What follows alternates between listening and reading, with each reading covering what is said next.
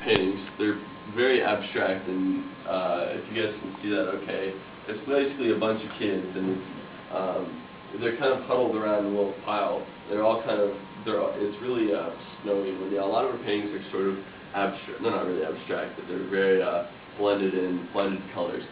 So basically, it's just really windy, and none of her paintings from Heart Mountain really had a positive tone to them. There was all sort of, there's a lot of pain, and like in the paintings, a lot of sadness, and just a lot of sort of cramp, and a lot of sort of imprisonment that she sort of showed. So that's just one painting. As you can see, it's snowing. People were obviously, you're from California and you're Japanese, you're obviously not going to be preparing for negative temperatures in Wyoming for winter when you get interned. So that was also a problem. People did die in the camps because of frostbite or malnourishment. So that was also a big issue. Here's another picture. And I don't really know, this is one of hers, and this is at Heart Mountain. So I don't really know what it's sort of saying, but that's kind of for everyone to interpret. It's obviously a Japanese family, but you know, it could be showing the pains and struggles that they have, sort of showing that people are just ill-equipped, and just how people had to stick together as a family, even though the times are tough, and that's sort of the only thing they really had was each other. That was just sort of what I got from it. We can discuss it afterwards if you guys want to. Should we do that now? Okay. Okay. So let's just go back to the first one if you guys want to. Does anyone have any like other ideas or comments about sort of what you thought about the picture or what it sort of showed to you?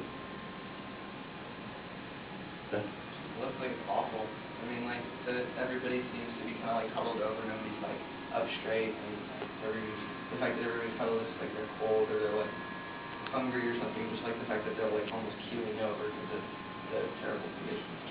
Yeah, that's just what I got, and I think that's kind of the basis of all our paintings, it's just the pain because you know people are extreme. Yeah. I just think that the fact that it's like I guess you said it's kids, only kids as well, like shows that there's like a sense of innocence in the camps, that these people really didn't do anything wrong, and that they may in fact be like American citizens, and yet they're kind of like what Eric said, like going through this like harsh conditions, kind of unwarranted. Right. And also a lot of her paintings, she documents kids, because kids also had to go out and play sometimes. So kids would go out and play, and the adults kind of sit around and and kind of just hang out, I guess. You know, really nothing to do. Yeah. What are they gathering around? It's kind of hard to tell in this picture. It looks like either a pile of. It's hard to tell. I can't really tell when I was looking at it. I was trying to figure it out. And there wasn't really something that sort of this picture is of. So it's hard to tell, but you know, it could be, you know, of them trying to make a fire pit, or you know, something that'll keep it warm, obviously. Or they just something warm. I don't know. There's some kids in the front that have a little cart thing with some toys, and it's going on with what you said earlier. It's like a really dark tone. Even though they're like playing and trying to have fun, yeah, it's not happening. Right. So then this one's kind of the same idea. It's you know, obviously just the family aspect of it. But there's one other one actually I want to talk about, and this was one of the most famous ones. As you can't really tell from the pictures, there's barbed wire fence in there. Obviously, I don't think barbed wire fence is exactly like that, but it's two kids have their kite stuck in the fence, and they're trying to get it out. So the kid's trying to like climb over to sort of unhinged on a kite. It's terrifying. Yeah. Oh yeah, barbed wire fence, don't want to do that.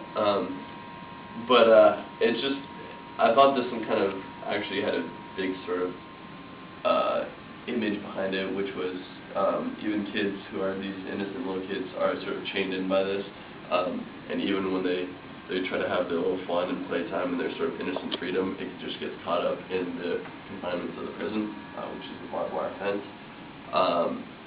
Anyone else have anything to sort of add on to that?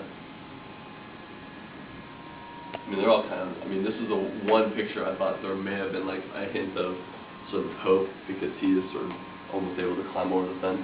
So. Well, also like the kite being kind of stuck down by the barbed wire, like it's not like the kite should be like up in the sky or wherever, just like doing its thing, like just like another like citizen, or like the right to do that, but it's being like cut or like held down and like really tied down to the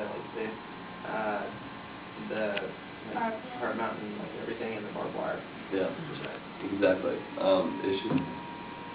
They're just bad situations. I mean. But like just adding on to what you were saying, like the fact that they're almost getting over, and the fact that they're in color. Yeah. And the rest is like it just kind of ties them together. Like there's just a whole even though it's terrible. Because all the rest of them are like, well, no, the first picture was like completely black and white. Yeah. And this one has a little bit of Yeah, this one just has a little bit of hope, and I think that's sort of is evident in him trying to climb over the fence and hold the table.